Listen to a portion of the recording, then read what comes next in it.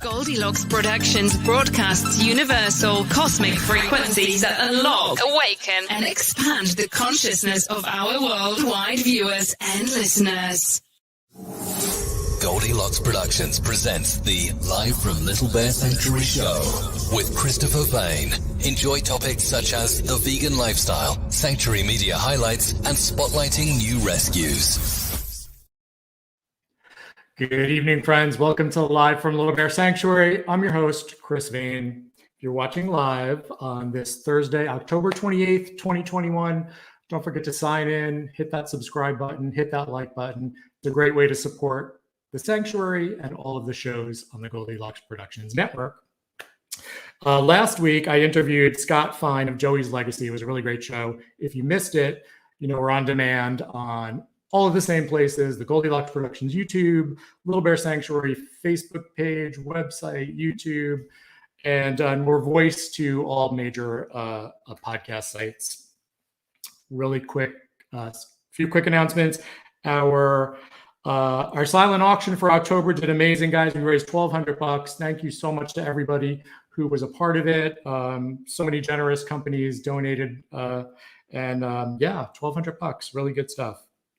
And this Saturday, October 30th, Goldylocks Productions, we're doing our annual Halloween show. I hope you guys will join us. We sort of do it like the old Hollywood squares. So there's questions. It's a lot of fun. We're all dressed up. I'm looking forward to it this Saturday, 8 p.m. on Goldylocks YouTube. Yay. All right. My guest today is a best-selling cookbook author, world-class vegan chef, actor, and just an all-around amazing woman behind the Martha Project. Welcome to the studio, Nicole Derseweh. Hey, Nicole. Thank you. Hi. Thanks for having me today. Thanks for coming on. How's it going? So good. Very, very lucky here. Great weather. We're actually in the middle of a storm. It's raining. And this is the good time of year for us. So tell everybody about the Martha Project. Yeah, so the Martha Project is a nonprofit that provides human connection and plant-based meals to the houseless community. It started about 2 years ago, just with me getting together a handful of friends with the desire to serve the community in a better way, with healing plant-based foods that are better for the planet, better for their body. But we also recognized a really great need for human connection. So we wanted to make sure that piece was an integral part of the project. A lot of times the houseless community is, everybody turns a blind eye. They don't want to make eye contact or even acknowledge sometimes. And over time, that's really degrading for a person's self-worth, and it really wears on the soul. So we wanted to also provide, eye contact and conversation and warm hugs when desired. So it's all of that. That's amazing. I saw you on the Rachel Ray show, and thank you. She already got to ask you about the homeless versus houseless. Tell me a little bit about that term and why it's fairly new to the vernacular. So I guess it's no longer, people are not really saying homeless anymore. We're saying houseless, and that's the more politically correct way to address the community. And that's just simply because home is where your heart is, and it's where you live. So when we say they're homeless, it's saying that they don't have a place to belong, and it furthers to this portion of society. When we say houseless, it's a more inclusive. It's saying that this is their home, they belong, they're part of our culture and our society. They just don't have a house. Yeah. So it's a little more kinder terminology. Yeah, for sure. Coming from New York City, it's a big city, and it was, every day you'd walk by somebody, hundreds of people actually, on the streets. And I always think about, there is that lack of connection. And I love that's what you're doing, not just feeding people, but you're also, trying to make that connection with them, giving them a hug if they like it. The eye contact, I think it's amazing. And plant-based meals. I mean, are you vegan, plant-based? What do you consider yourself? I'm vegan. I've been vegan for 9 years now. And yeah, I love it. I mean, I always tell people it's the best thing I ever did. Yeah. Tell me a little bit Yeah. about your journey to veganism. Well, it's very interesting because I studied the culinary arts at the Cordon Bleu. Yeah, Uh, yeah. yeah, which is it's not a vegan school, and this is way No. before. No, I mean, I don't even know if they would accept you. They'd be like, "Sorry, all of our dishes start with butter." Yeah. But I was really lucky to go there before I became vegan, so I was able to get this kind of first class culinary education. And while I was studying, actually, my favorite person was my grandmother, Martha Ann, who I actually named the Martha Project after. Okay. Yeah. She suffered from cancer, and she had 3 different battles throughout my later high school years, throughout college, and my early adulthood once I got out of college. And I started doing more and more research to try to actually help her. Yeah. And just, one study led to another. And pretty soon I realized that, wow, going vegan is a really incredible way to reduce the inflammation in the body. And cancer is an inflammatory disease. A lot of the diseases are inflammatory diseases. Yeah. So it just made sense. The lights kind of just went on, and, started kind of adapting it for her. It wasn't, it wasn't in time for her and her journey. She actually ended up passing. No, But yeah, I think it was her time. But yeah. but I was so grateful that I got this information and was able to change my life, so that way, my sister and I didn't fall into the same fate as our ancestors did. So we could make a change for the next generations to come after us. Yeah. I love that. Yeah. So I know your grandma inspired you. You've Cordon Bleu. You have a cookbook. I do. I have a cookbook. I have it. It's just off camera. You want me to grab it? It's like right grab here. the cookbook. Okay, I'll show you guys. I just have it just hiding. I should have grabbed it before I sat down. Yeah, this is the cookbook that I co-authored with Whitney Lordson, and this is the Vegan Ketogenic Diet book. And it's on Amazon, or you can get it at Barnes and Noble, and it's great. There's 75 recipes in here that are all 100% vegan, plant-based, and ketogenic. And this was just exciting because keto was a big trend, and we even saw some really a lot of vegan people that were really interested in keto, and some people even left their vegan lifestyle to try keto for a little bit. And so I really felt a lot of passion about demystifying that you had to do that to try keto, and wanted to show that it's just, you could be vegan and ketogenic, and there's all these really incredible recipes, and show people how to do that. And this is a great way to eat if you are trying to cut some weight, or if you're an athlete who's training a lot and you need a faster recovery time, because it really lowers inflammation in the body. And it's also really great if you're trying to get any disease under control. I spoke a couple months ago to the Prostate Cancer Foundation and did a luncheon for them, because it's just, for this diet for cancer is incredible. Also, Alzheimer's and any other thing that's like, you need to get the inflammation down in the body really fast, is a great way to go. Yeah. I was thinking that the keto is high fat, low carbs. High fat, low carb. Okay. Yeah. As you get your body to start burning fat as fuel. Got it. Yeah. And it can accelerate things really, really quickly, and it really lowers inflammation in the body. So people have faster recovery times when they're working out and stuff like that.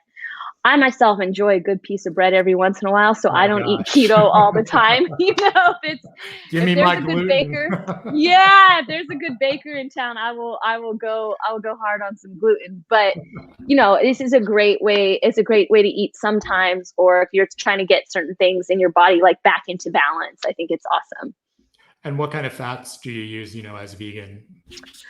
So a lot of the plant-based fats, which is great because they're not, they don't have saturated fat, so you're not putting that harm on your arteries. So, we have avocado, we have coconut, we have all the nuts, those types of things. Healthy oils, cold pressed oils are great. And, it's a delicious, and also fat is something that really helps support our immune system. People talk about vitamin C a lot as being really important, but actually, like, the fats really support the white T cell bloods. white T cells. Sorry, I said that wrong. But it's really supportive way to eat fats really helps, healthy fats really help support the immune system. Yeah, I think they also, don't they help carry the vitamins into the system better too on the fat Yes. molecule? I think I read Yeah. something. Yeah. You have a TV pilot? I do have a TV pilot. Oh, Yeah, I exciting. do. Yeah, it's really exciting. I can't talk about too much, Okay. but we do. Well, just because we don't want to give away the concept, because Sure, we're just starting to shop it, but it is going to be a vegan cooking show. That's awesome. And I won't tell the details, but it's really exciting, and we've got the pilot put together, and I've got some incredible producers attached that have shopped other shows to Netflix and Oh wow. where else have they? A couple other, yeah. So it's great. We're really excited. Yeah, there's definitely not enough vegan cooking shows. No, Yeah. and I want to make it so just mainstream, that it's just so easy for people. And oftentimes when I cook for a party or for a group of people that's not vegan, like the thing that I always hear back is like, oh, well, if it could be like this, I would just eat this way all the time. And I'm like, it can be like, they just don't realize it. But I'm like, it can be like this. This is how it is. Yeah. For sure. Yeah, gosh, is that the dream? This show the show. I have a couple products too that I want to launch too, just in the vegan space, just to make our life a little simpler. Some food products, just as being a chef, there's a couple things that I've curated and stuff like that. But the show would be incredible because for me, it's really about making this message mainstream and helping save people, really helping save their health, save the planet, save the animals is just kind of my life mission. So the more mainstream this lifestyle can be and the more people that can be interested in it and have a positive experience with eating this way, that's my goal. And so I feel like a TV show is really perfect for that because it's, if you get on a major network, it already kind of validates everything already because it's just like, oh, well, if it's on Netflix. And then, you get a big audience and, start to normalize this way of life. Because I know when I started just even 9 years ago, it was such a radical, people felt that it was so radical, and it's becoming more and more normalized. But it's just like, I really want to show people it's not hard, it's not scary. And I think that that's one of the best things we could do to help the planet is help people convert over. Yeah, I love that. It's taken a while, but veganism is definitely picking up. It's not just all about tofu anymore, right? I always make the tofu jokes on the show. I've been vegan for 11 years, so I Boca burgers. I had that. Oh yeah. I literally use those as fake meat, as fake That was your everything. That was a staple. Yeah. Yeah. It's come a long way. I always laugh when I go to a restaurant where that they're not vegan, but they wanted to have a vegan option because they usually just make a tofu something. Yes. And I always crack. I'm like, hey, guy, I know vegans. I know this is super weird, but they actually like vegetables. Like, it's okay to put some vegetables in the vegan dish. Right. That's funny. It's funny. Yeah. Upright Citizens Brigade. Yeah, I studied there. Is that in Chicago still, or? Well, they have LA branches, so I think they started in Chicago and they have branches in LA and in New York now. But yeah, I guess for people that don't know, that's a improv comedy. Yeah. I did it for a long time. I went all the way through their program, and then I was on an improv team. We had this really cute team called the Ginger Snaps, and it was all redheads, like boy and girl redheads. There was 8 of us. Very cute. So yeah, I felt like it was easy because when we walked in, everybody was already rooting for us. The Ginger Snaps are here. Yeah, it was fun. That was fun. And then I got into stand-up. I did stand-up solo for a while, and that was really cool too. I had a couple big shows at the Laugh Factory on Sunset, and it was going really well. And then I did it right up until the shutdown for the pandemic. And then it was kind of tricky because at first it was well, what do we do? Because as comics, you feed so much off of a live audience and the energy. And some people got into doing these kind of live streaming remote shows and stuff, but I kind of just didn't pick it up. I used the pandemic to focus on other things. So I haven't picked it back up, but I feel like in the a TV show that, you know, there's always like these really comedic moments and things that happen organically. Sometimes I'm not even trying. I think, you know, maybe people are laughing at me, but I'm okay with it. Because I do I feel that way dorky sometimes stuff too. Yeah. I can laugh along. It's okay. So I noticed I saw your I saw the bit with oh my God, I'm totally blanking. Rachel Ray. And I noticed, are you all spiritual? I noticed you like do some spiritual stuff before you. Yes. Yeah. So I do have a deep spiritual life. I'm a meditator. I've always been into yoga, Kundalini. Okay. I chef also a lot of spiritual retreats. So serving healing foods for people to do deep transformational work. So, I mean, that has been really big for me on my journey because, you know, we had a really rough childhood and there was like a lot of trauma early on. So this, you know, connection to source or the divine outside of the context of a religion felt really healing for me as I got older. And a big part of my passion comes from that spiritual connection because I feel so connected to nature, really, and like the energy from nature and Mother Nature holding us. So when we go out to do the Martha Project, I totally believe in energy and intention. So before we go out, we do a meditation around the food and we just kind of bless the food with some love energy, you know, and just visualize putting a lot of love in there. And we visualize the faces of the people that might get the meal before we go out and like visualize making eye contact and holding them and sending them love and gratitude for receiving our love, really, because it's such a privilege to be able to give, right? So we like to just really energetically bless the food before we go out. And I really believe in interconnectivity. And I think that's why I'm so passionate about this. I really believe that separateness is an illusion and that we're all interconnected and we are, you know, so whether you're looking at a problem or not on an energetic level, it's affecting you and it's a part of you. So you know, all of these issues are our issues, you know, animal rights issues are human issues and houseless community issues is a human issue. And whether you think you're affected or not, you are energetically, you are affected. Yeah, well said. I most of the 90% of the shows on Goldylocks, they're all very spiritual. And I always say I'm the odd man out, but I'm not really. Yeah. You seem like you could get into it. Yeah, I'm totally into it. I always joke that I say that I'm the odd man out, but I'm really not. So I love that you're doing that. It totally makes sense to me. I think it's fantastic. Very exciting stuff. So you've served over 6,000 meals. Yeah.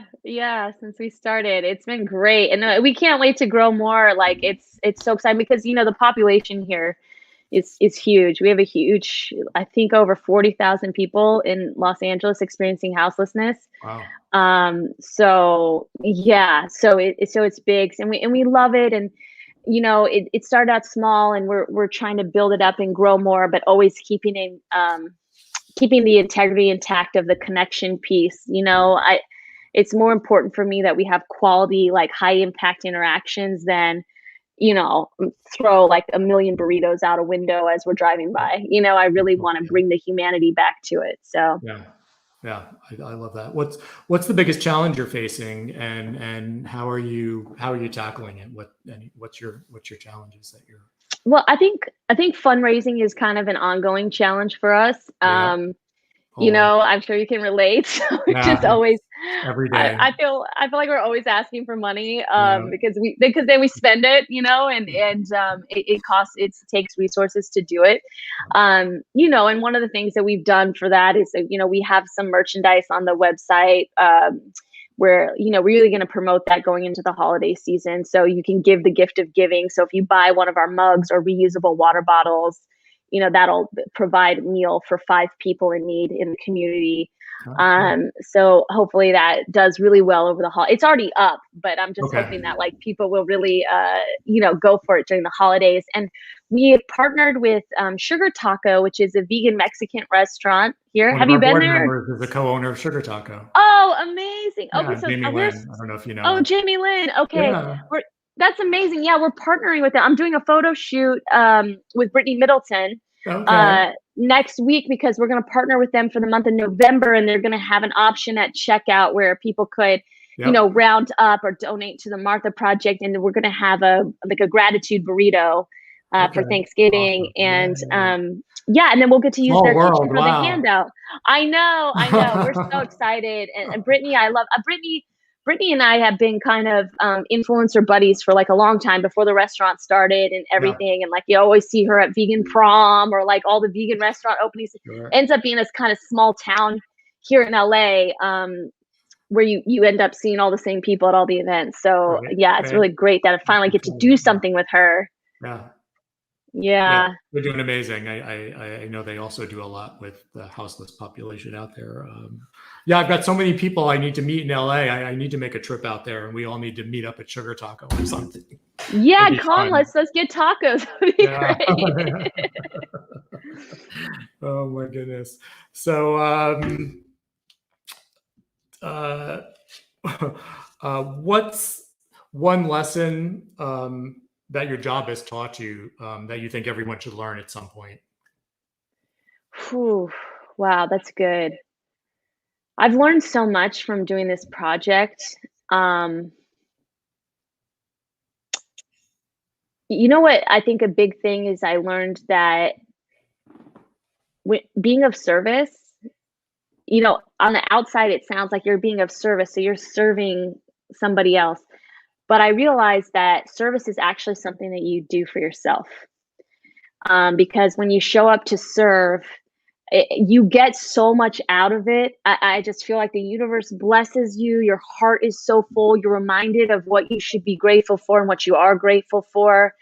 And your heart just like gets just supercharged, like the joy of seeing, a houseless person receiving a hot meal that's vegan, that they, has been home cooked, and like to remind someone that they're loved, and like to see the kind of hope that sparks in their eyes and a smile, or like even the humility. Sometimes they break down crying and like thank us and like hug us, and just the humility of that exchange, that's been so humbling for me. But I really learned that, like, wow, like when being of service, it's actually, you get so much out of it. It's something you do for yourself to fill your heart up. And I don't know if people have that perspective, maybe they even put it off or avoid it.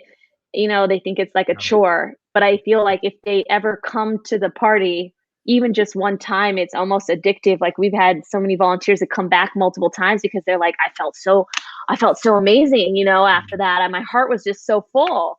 Yeah. So that was makes big. me happy to hear. Yeah. Yeah. Wow. So I know, let's see, marthaproject.com. marthaproject.org. Sorry, marthaproject.org. And then on Instagram, Facebook, and I have to look at my notes. Instagram, Twitter, Facebook, it's the Martha Project LA. Yes. Fantastic. Final thoughts? I'm so grateful for you guys and everything that you're doing, and for, having this podcast and bringing up these like really powerful topics. And just so grateful for you guys having me on. Oh, thank you. I'm happy to have you here. It was great getting to talk to you. I'll be following you online, and when I come out to LA, we have to do something. Yes, please hit me up. I would love to go get tacos or do something fun. I would love it. We have incredible vegan donuts here too in LA. It's the vegan donut scene has taken off. I don't know if you like donuts, but it's gotten wild. The donut game is off the charts. Who doesn't love a good donut, True. I love that wallpaper, by the way, too.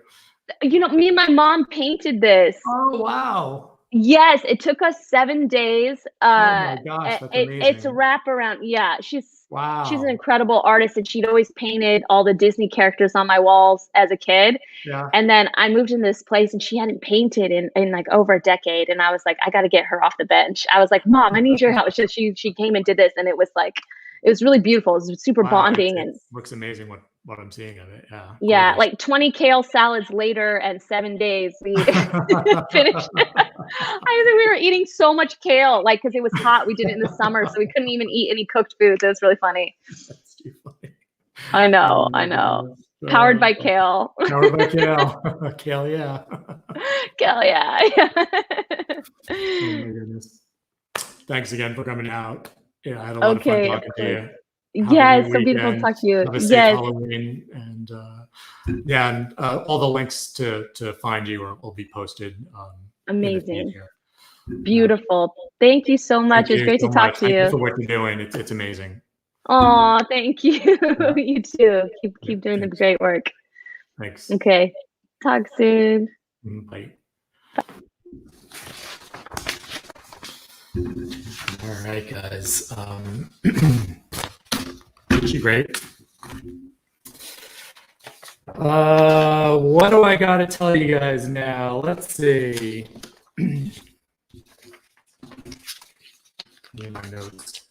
All right, guys. So it's what is today? It's almost November 1st. No Shave November. It's around the corner. You know, we do it every year. That's my second year doing this, but with you guys. So it's a month long. It's for the month of November, and it's about and it's to raise cancer awareness. And it used to be pretty much for men's health and prostate cancer, but now it's just in general to raise awareness for cancer. And basically, you don't shave for the entire month of November. And now that the ladies are getting involved too, that means no shaving your legs, no getting any waxing, let it grow.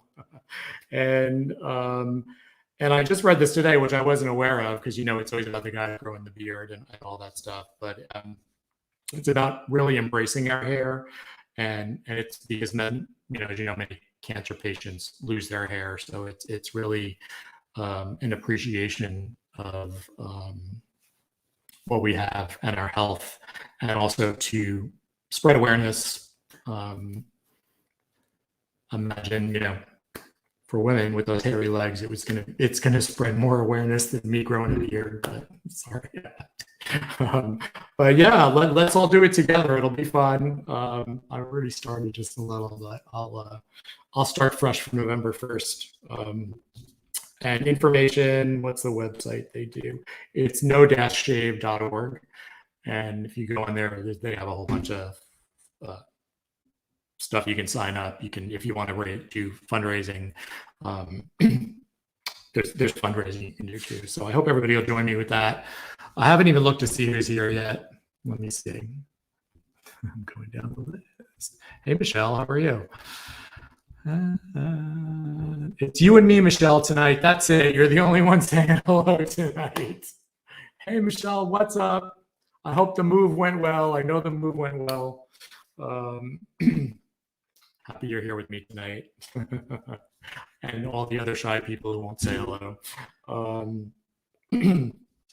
What else can I tell you? Oh, yeah. So No Shave November, men's health, prostate exam, guys. It's the one thing that guys hate, that nobody wants to talk about.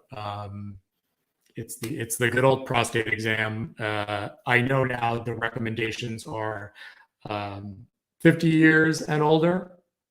If you have a family history of prostate cancer, I believe they're starting now at 40 years, but it's never too young to get it, especially if there's family history. It's really painless, guys. It's nothing. It's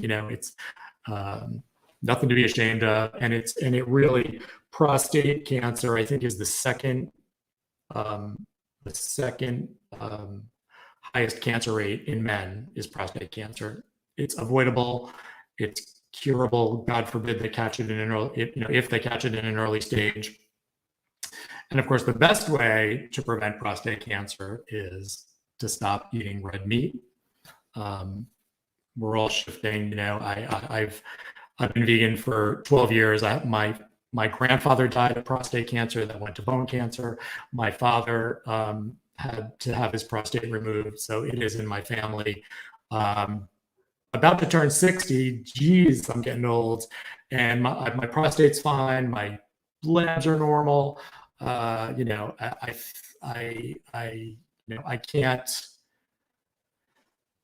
I can't tell you the difference it has made health-wise in my life, especially giving up red meat. It does it for men's health and for women's health, but it's, you know, especially when it comes to the prostate and the penis and all of that. It's you know, stop eating the red meat, guys. Go vegan, become plant-based. There's so many amazing products on the market now. You'll never miss meat. You'll never miss cheese. It's so easy now. It's so easy to do. And if you have any questions, you know, guys, I'm always available. You can reach me on anywhere on social media. My email info@littlebearsanctuary.org. What else? All right, I'm gonna do some. Let's see. I got it. Kim, our director of communications, told me I gotta do some fundraising today. So here we go.